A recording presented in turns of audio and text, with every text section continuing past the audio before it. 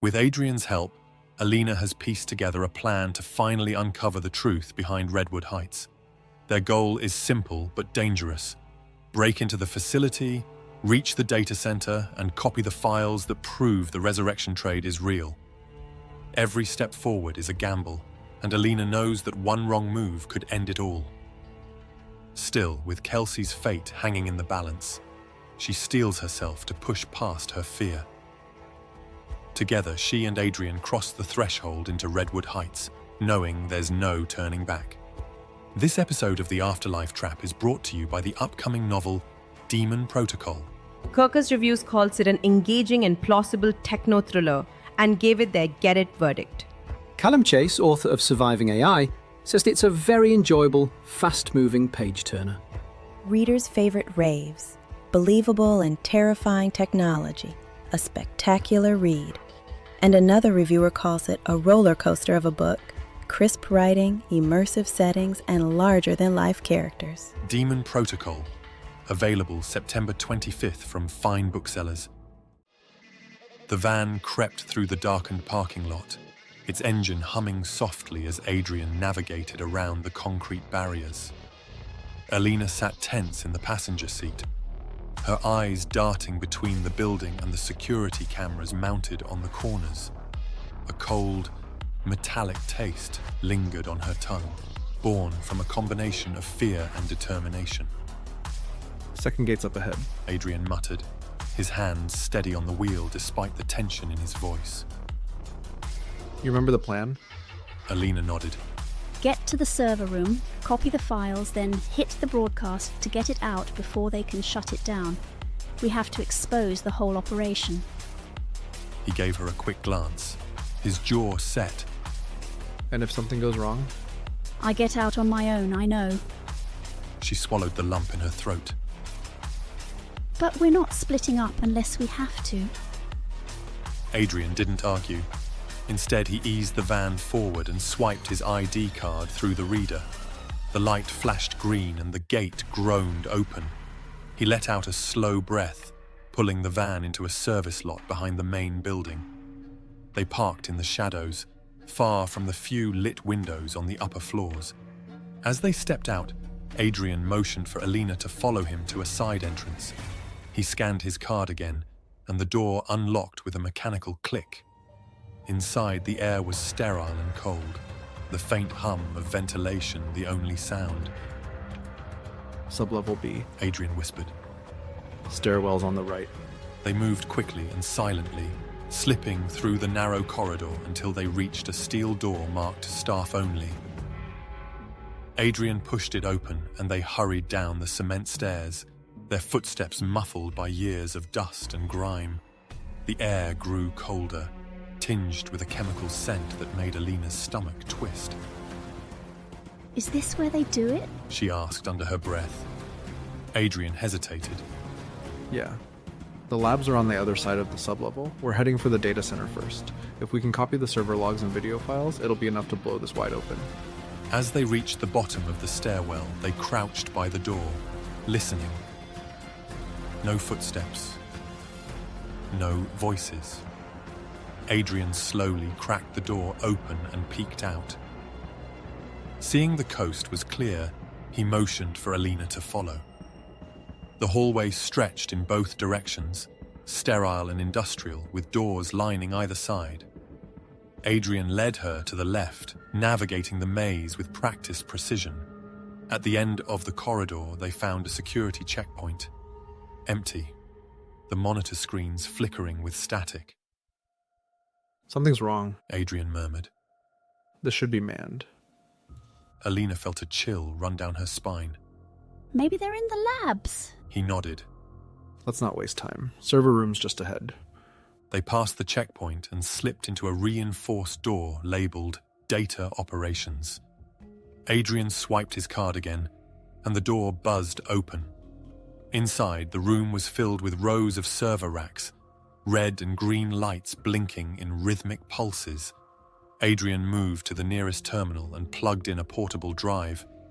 As the download began, he opened a command prompt and navigated through the directories. Alina hovered beside him, keeping watch. How long will it take? She asked. 5 minutes, maybe more. Adrian replied. These files are huge. Surveillance footage, transfer logs, medical records. Once this gets out, it's going to sink Redwood Heights for good. Alina couldn't help but feel a surge of hope. We're really doing it. Before Adrian could respond, the sound of muffled voices echoed from the hallway. He stiffened, his fingers flying across the keyboard to speed up the download. Alina peeked through the narrow window on the door and saw 2 guards passing by, their footsteps receding. That was close. She whispered. Adrian glanced at the screen. 80%. Almost there.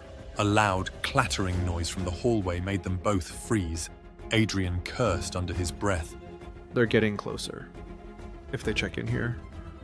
Alina looked around, spotting a utility closet at the far end of the room. Hide. She hissed, dragging him behind her. They squeezed inside, leaving the server to finish the download on its own. Through the narrow gap in the door, Alina watched as 2 guards entered the room. One of them approached the terminal, frowning. Did you leave this running? The first guard asked. No. The other replied. Must have been one of the techs. Looks like a system diagnostic. The first guard grunted. We've been having glitches all week. Just make sure it's secure. Adrian glanced at Alina, his breathing shallow. They couldn't afford to let the guards discover the data transfer. Alina pulled a small metal ball from her pocket, a smoke grenade Adrian had given her as a last resort. She gave him a questioning look, and he hesitated before nodding. She pulled the pin and tossed it through the gap, the grenade rolling to a stop near the guard's feet.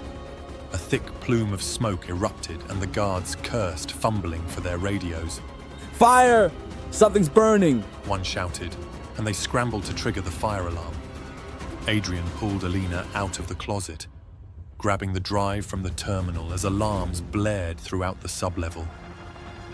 That'll bring everyone running. Adrian whispered. We have to get to the labs. If we can sabotage the machinery, it'll cripple their operations. Alina nodded, adrenaline pounding in her ears. They moved through the hallway as the fire suppression system activated, white foam misting from the ceiling. As they hurried down the hallway, Alina spotted a familiar face through a narrow window. Kelsey, lying motionless on a gurney, her face pale and eyes barely open. Kelsey! Alina gasped, rushing to the door. She pulled it open and knelt beside her friend, brushing her hair back. Kelsey, can you hear me? Kelsey's lips moved, but no sound came out. Her eyes fluttered weakly. They drugged her. Adrian said grimly. She's prepped for transfer. Panic clawed at Alina's mind. She wanted to rip the wires from Kelsey's skin, to drag her out of there, but Adrian grabbed her shoulder. Alina, listen. He urged. If we don't finish this, she'll just be taken to another facility. We have to expose the whole operation. It's the only way to keep her safe. Tears stung her eyes, but she forced herself to breathe. I'm coming back for you. She whispered to Kelsey. I promise. She rose to her feet, wiping her eyes. Let's go. Adrian gave her a grim nod. This way. He then led her to a door marked Biological Transfer Unit and hesitated before entering. Inside, the lab was eerie. Empty medical chairs arranged in rows, each one wired to a central console. Alina's stomach churned at the sight of syringes and neural interfaces scattered across metal trays. This is where they do it. Adrian muttered. Where they strip out the mind and leave the body a blank slate. Alina shuddered. Can we destroy it? Adrian moved to the console, yanking out cords and smashing the display with his elbow. We can fry the core components. But once the fire alarm clears, security will be on us. He pulled out a bundle of wires and handed them to Alina. Short these out. It'll send a power surge through the machinery. Should be enough to fry the mainframe. As she worked, Adrian moved to a secondary terminal, typing rapidly. I'm uploading the data directly to public servers. He called out. Even if they shut down the local net, it'll keep spreading. Alina felt a surge of triumph, but it was cut short by heavy footsteps approaching. Adrian! Go. he shouted. I'll hold them off. Get out through the maintenance tunnel. Alina hesitated, but he gave her a fierce look. Don't make this sacrifice for nothing. Run. Go! He barked. I'll cover you. She hesitated, looking back at Kelsey's prone form one last time. I'll be back. She whispered. Then she turned and sprinted down the passage, Adrian's gunfire echoing behind her. With tears stinging her eyes, Alina bolted down the hallway, ducking into the maintenance tunnel. The alarms blared and she heard gunfire behind her in short, brutal bursts. She didn't dare look back. She emerged from the tunnel into the cold night air, coughing and wiping foam from her face. The sound of approaching sirens made her look up. Red and blue lights flashed in the distance, and she knew the authorities were on their way. A notification popped up on her phone and she checked it, heart pounding. The files had gone live. News outlets were already picking them up, and comments were flooding in. Redwood Heights was finished.